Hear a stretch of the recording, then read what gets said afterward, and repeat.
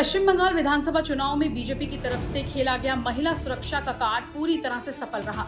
ममता बनर्जी की टीएमसी के पास महिला नेताओं की लंबी लिस्ट थी। इसमें महुआ मोइत्रा, सयोनी घोष, चंद्रिमा भट्टाचार्य, काकोली दोष, इसके अलावा कई प्रमुख नाम थे।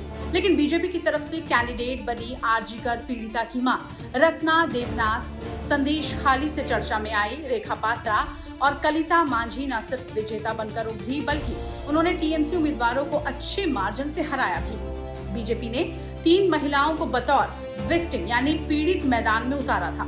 टीएमसी कितनी हवा में थी इसका अनुमान पार्टी के सांसद सौगत राय से लगा लिया गया था। उन्होंने काउंटिंग से पहले यहां तक कहा था कि RG Kar medical college rape and murder कांड की पीड़िता की मां कुछ उनको वोट ही मिल पाएंगे। लेकिन रत्ना देवनाथ विजेता बनकर उभरी। उन्होंने पानीहाटी सीट पर जीत के साथ भगवा परचम लहराया। कोलकाता के आरजीकर अस्पताल में बलात्कार और हत्या की शिकार हुई लड़की की मां, बीजेपी ने इस मामले में आरोप लगाया था कि टीएमसी ने दोषियों को बचाने की कोशिश की थी। रत्ना ने टीएमसी के उम्मीदवार को लगभग 28,000 से ज्यादा वोटों से हरा दिया। जब इस सीट पर टीएमसी ने मौजूदा विधायक को बदलकर नए उम्मीदवार को मैदान में उतारा था।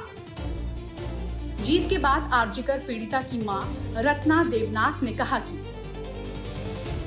इस बड़ी जीत पर अपार खुशी और आभार व्यक्त करती हूं और इस जीत का श्रेय काकीमा, बांदीबास, काकीमा के निवासियों और बंगाल की जनता के समर्थन को देती हूं। इसे मोदी जी को समर्पित करती हूं। इस जीत का श्रेय सिर्फ वक्ता के प्रयासों को नहीं बल्कि उनके साथियों और पानीहाटी की आम जनता के सामूहिक समर्थन को भी दिया जाता है।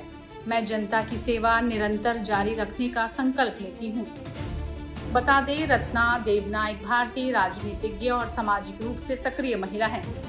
वो हाल ही के सालों में पश्चिम बंगाल की राजनीति में एक मजबूत और भावनात्मक पहचान बनाकर उभरी।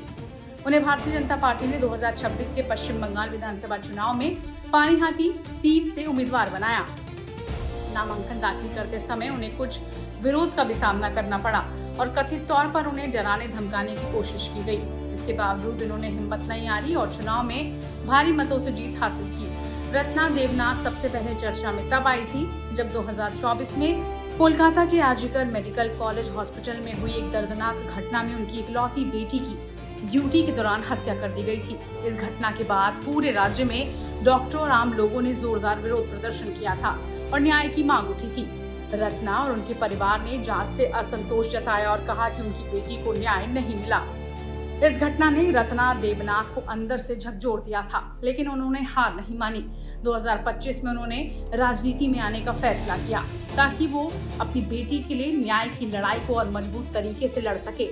इसके बाद बीजेपी ने उन्हें चुनावी टिकट दिया जिसमें उन्होंने जीत हासिल की।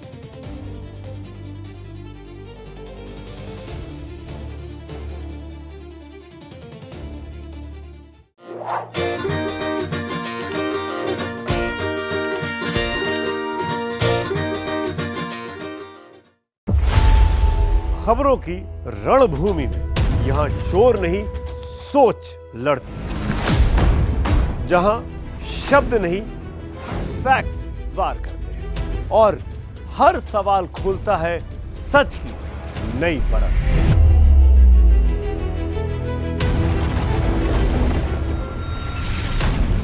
चक्रव्यूह आपके अपने सुमित अवस्थी के साथ सोमवार से शुक्रवार शाम 6:57 पर टाइम्स नाउ नव भारत पर।